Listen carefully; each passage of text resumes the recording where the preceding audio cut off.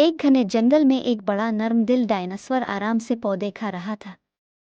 इसका रंग सब्ज और भूरा था और वो आहिस्ता आहिस्ता अपने लंबे गर्दन को झुकाकर जमीन पर मौजूद पत्तों को चबाने में मसरूफ था।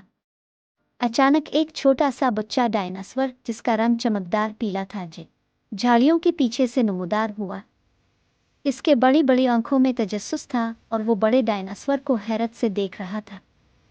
बच्चा कुछ देर तक बड़े डायनासोर को देखता रहा, फिर हिचकिचाते हुए एक कदम आगे बढ़ा। उसी लम्हे इसको छींक आ गई और बड़ा डायनासोर उसकी तरफ मुतवज्जे हो गया। दोनों ने एक दूसरे को कुछ देर के लिए गौर से देखा। फिर बड़े डायनासोर ने नरमी से अपनी गर्दन नीचे की और बच्चा डायनासोर भी आहिस्ता आहिस्ता इसके करीब आया।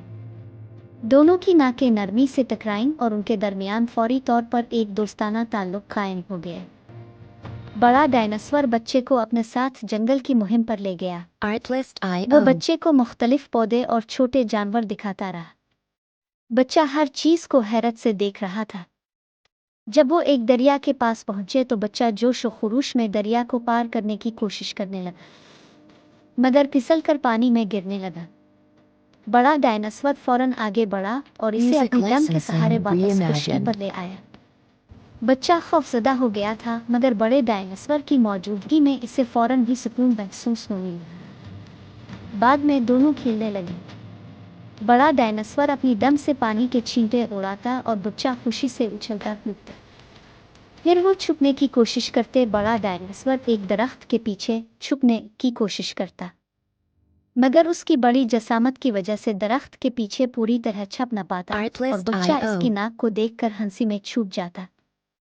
जब सूरज गुरूब होने लगा तो बड़ा डायनासोर और बच्चा एक दरख्त के नीचे आराम करने बैठ गए। बच्चा बड़े डायनासोर के करीब लेट गया और सर उसके पांव पर रखकर सुकून से सो गया। बड़ा डायनासोर भी आहिस्ता आहिस्ता अपनी आंखें बंद करके आराम करने लगा।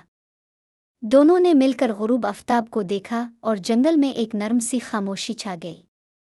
रात के साए बढ़ते गए और दोनों डायनासोर एक दूसरे के साए में सुकून से सोए रहे। उनकी दोस्ती का ये पहला दिन था, मगर वो जानते थे कि अभी उनके दरमियान मज़ीद मुहिम्मात भी बाकी थी।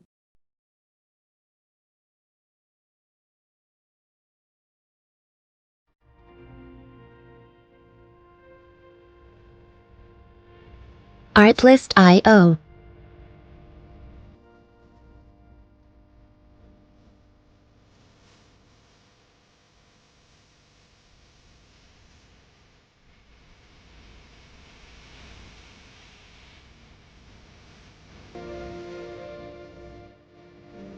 Music licensing reimagined.